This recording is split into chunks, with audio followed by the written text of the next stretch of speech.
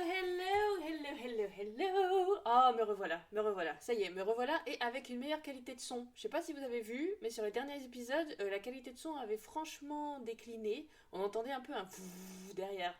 Alors, pour rien vous cacher, c'était mon ordi qui commençait à vraiment souffrir de tous les logiciels que je lui installe, qui n'arrivait pas à suivre la donne.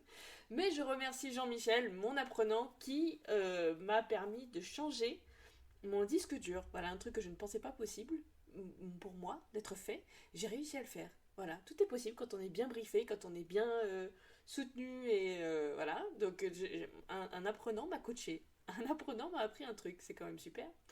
Bref, si vous aussi vous voulez m'apprendre des trucs, le monde à l'envers. Le monde à l'envers. Non, donc du coup pour l'épisode d'aujourd'hui, je voulais simplement vous dire que le son, la qualité de son devrait être de nouveau au rendez-vous. Et j'en ai profité pour refondre un petit peu mon format et vous proposer une nouvelle musique. Voilà, nouveau petit jingle, nouvelle petite outro pour mettre un peu à jour mes infos. J'espère que ça vous plaira. J'étais en train de travailler sur l'épisode un peu plus long qui vous attend dont je vous avais parlé. Oui, je sais, ça traîne, hein, mais c'est en cours. Si vous voulez que j'ai un peu plus de temps, n'hésitez pas à aller me tiper sur ma cagnotte sur utip.io, donc c'est toujours Elise formatrice anglais. Hein. Si vous me tipez, j'aurai un petit peu plus de temps à vous consacrer là au podcast, vous voyez, et un peu moins sur tout ce qui est annexe. Si ça pouvait commencer cet été aussi, ce serait bien. No pressure. La meuf qui met la pression. Maintenant, payez-moi, payez-moi. Bref, aujourd'hui, je voulais vous parler. Ça, pas du tout. Je voulais vous parler de la date en anglais. Alors, je sais, ça a l'air tout bête comme ça. Vous allez dire, non, mais enfin, c'est bon, je connais mes mois, je connais mes jours. Oui, certes, Micheline, mais n'empêche qu'il y a quelques petites choses à savoir sur la forme de la date qui est un petit peu différente en anglais et en français. Je vous laisse avec le jingle et on y va. Le tout nouveau jingle, je vous rappelle.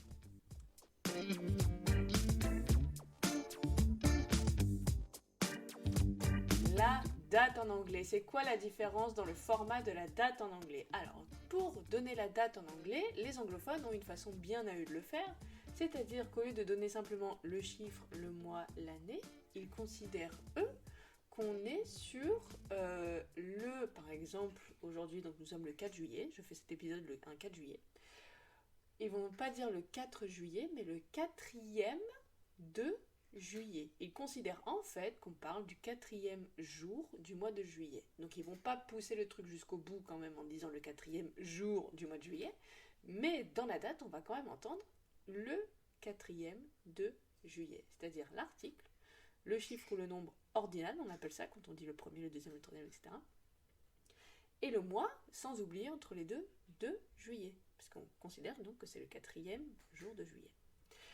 Maintenant que ça c'est dit, comment donc le dire en anglais? Alors, tout simplement, on rajoute, je pense que vous le savez, la plupart du temps, pas toujours, attention, on va le revoir dans une minute, on rajoute un TH à la fin de mon chiffre. En l'occurrence, le chiffre 4 pour le 4 juillet, 4, va devenir 4e, et donc fourth. F-O-U-R-T-H au bout, collé, hein. Fourth. Je peux l'écrire soit en toutes lettres, soit avec un 4 suivi d'un TH. C'est ça, si jamais vous envoyez dans des textes, quand vous voyez un petit TH derrière un chiffre, ça veut dire, ou un nombre, ça veut dire que c'est le 4e. Ok? C'est-à-dire qu'on est en train de décompter. Donc, le 4 juillet, je vous ai dit, on disait bien le 4 juillet, donc the 4th of July. Et là, et uniquement là, la date est complète. The 4th of July. Ça, c'est plutôt à l'anglais, c'est-à-dire plutôt côté européen. Aux États-Unis, on va plutôt faire dans l'autre sens, c'est-à-dire d'abord le mois et ensuite l'année. Et n'importe quoi, d'abord le mois et ensuite le jour. July the 4th. Mais on a toujours l'idée de le 4e, du 4e. Ok? Là où je vous dis, c'est pas toujours TH au bout, peut-être que vous le savez déjà, mais le premier notamment, alors petit aparté d'ailleurs, est-ce que vous avez remarqué qu'en français, on fait ça, mais uniquement pour le premier du mois, le 1er juillet notamment. Mais par contre, on dit le 2, le 3, le 4. Mais on dit le premier, on dit pas le 1 juillet, ça n'a aucun sens. C'est rigolo. Comme d'habitude, nous n'avons pas de consistance en français, nous ne sommes pas consistants. Donc bref, tout ça pour dire le premier va se dire comme quand on parle d'un premier de n'importe quoi, hein, le premier de la classe, tout ça, ça va être the first. Ok? The first. Ça peut s'écrire soit en toutes lettres, soit avec un 1 ST au bout, du coup. D'accord? Les deux dernières lettres du mot first. On ne peut pas écrire un TH, ça n'a aucun sens. Si vous voulez écrire premier, ça va être uniquement et seulement first, un ST, right? Pour deuxième, pour parler de la date encore une fois, mais ça peut être le deuxième n'importe quoi, hein. Pour deuxième, du coup, c'est un mot qui est assez transparent avec le français, qu'on connaît, ça va être le mot second, qui s'écrit exactement comme second. Second, si on veut l'écrire donc en chiffres et lettres, ça va s'écrire 2ND pour les deux dernières lettres de second. Okay? First, 1 ST, second, 2 ND. Et le troisième va nous donner the third, THIRD. Pour l'écrire en chiffres en lettres, ça va s'écrire 3RD. First, second, third. Okay? Je vais écrire donc non pas TH, mais ST pour 1, ND pour 2 et RD pour 3, pour parler du premier, du deuxième et du troisième. Right? Là où ça va se corser un petit peu, c'est que 1, 2 et 3, du coup, vont être remplacés par first, second et third, y compris pour 21, 22, 23 et 31. 21, pour dire 21, si je veux dire le 21 juillet, ça va se transformer en the 21st of July. Okay? 21 va se transformer en 21st. 22, du coup, vous l'aurez deviné, en 22nd, bien évidemment, toujours the 22nd of July.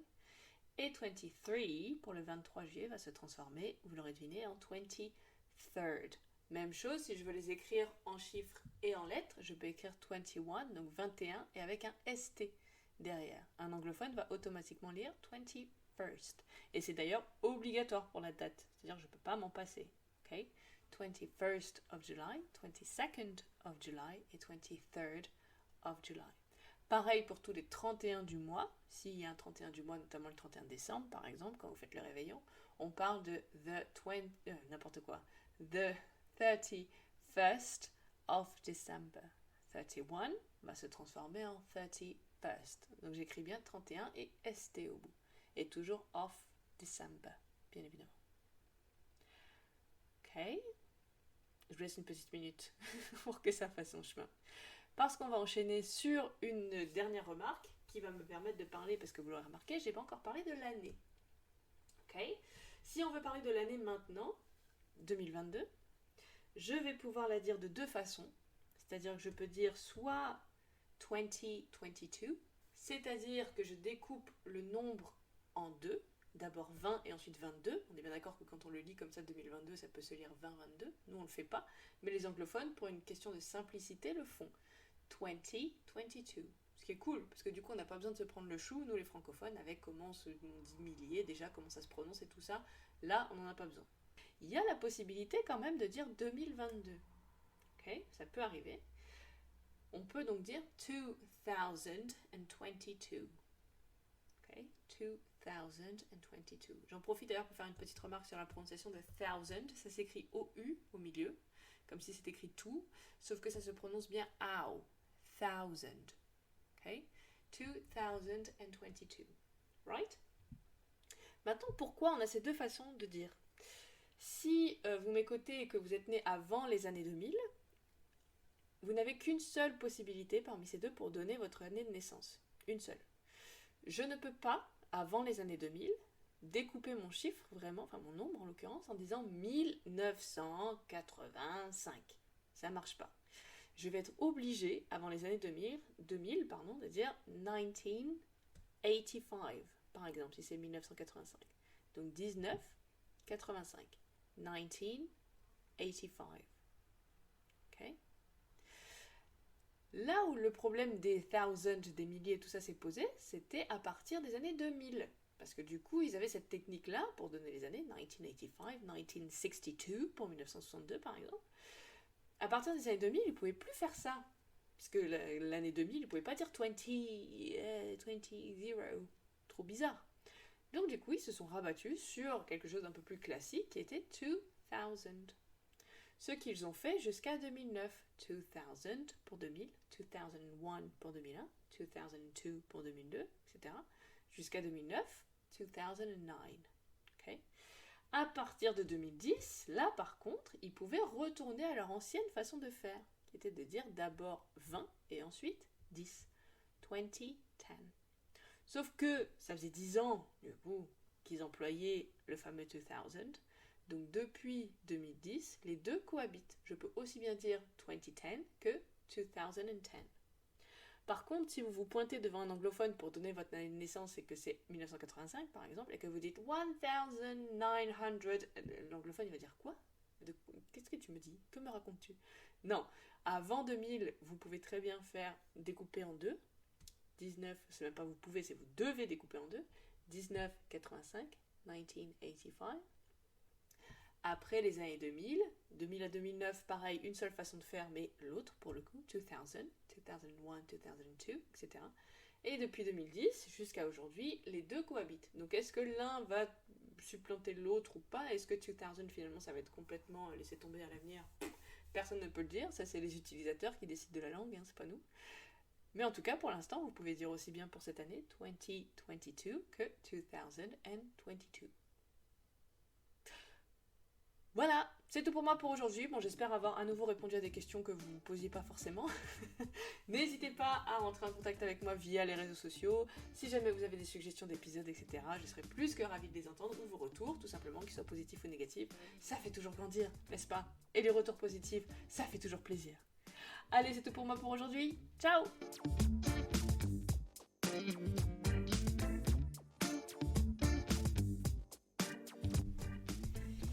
Et voilà, c'est tout pour aujourd'hui à nouveau, mais vous savez que vous pouvez me suivre sur les réseaux sociaux Facebook, Élise Formatrice Anglais, Instagram, Élise Formatrice Anglais, TikTok, Élise Formatrice Anglais, Utip, Élise Formatrice Anglais.